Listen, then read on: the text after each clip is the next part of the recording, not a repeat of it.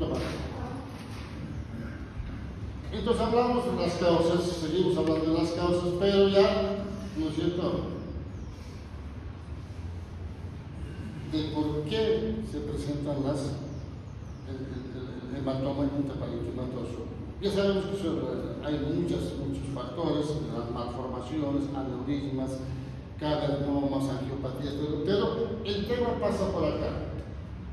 La controversia que existe con la presión arterial.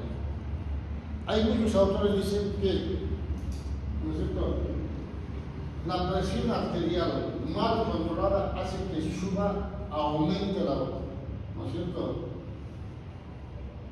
altere la presión intracraneana, sangran y provocan los hematomas intracerebrales. Y otros dicen no, existe la causa que ya tenía predispuesto para el sangrado por otros factores que no sean la presión, sangran y el organismo como mecanismo de defensa, ¿qué es lo que hace? Aumenta la presión arterial. ¿Para qué? Para que el cerebro tenga el flujo sanguíneo cerebral adecuado para proteger al resto del cerebro. Entonces siempre hubo esto de la discusión. De cualquier manera, todos los pacientes que tienen hematomas intracerebral, todos en general, en el momento en que se controla, tienen aumento de la presión intracraneal. Y mucho más, digamos, cuando el paciente tiene mayor edad. Obviamente, fíjense ustedes, el riesgo, digamos, relativo de sufrir un hematoma intracerebral, sumado a la hipertensión, es de 3.9 a 7.4.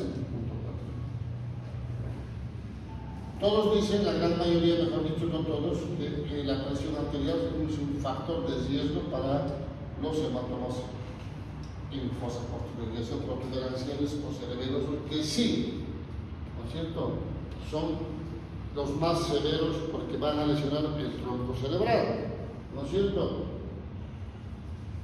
y en menos porcentaje de los ganglios de la base. Hace un momento hablamos de esto, los microaneurismas de Charcot-Bouchard. En un tiempo se hablaba mucho, aún todavía se sigue hablando, pero antes se hablaba mucho de esto. ¿Qué es un microaneurisma de Charcot-Bouchard? Normalmente, ¿no es cierto?, algunos autores directamente hablan como aneurismas biliares, no de esto. Aneurismas biliares, cuando hablan se están refiriendo a esto, ¿no es cierto?, y donde se forman en la bifurcación, ¿no es cierto?, de las arterias perforantes que yo les hablé, o las arterias terminales, que se llaman las arterias lenticuloestriadas de los ganglios de la base. Entonces, cuando estamos hablando de hematomas de ganglios de la base, o estamos hablando de los hematomas de la cápsula interna o talámico, estamos hablando de esto, de los microaneurismas de Charcot-Bouchard. Y en general, estos se van a presentar en qué tipo de pacientes? En pacientes hipertensos. Pacientes hipertensos. ¿Y dónde se van a originar? Acá.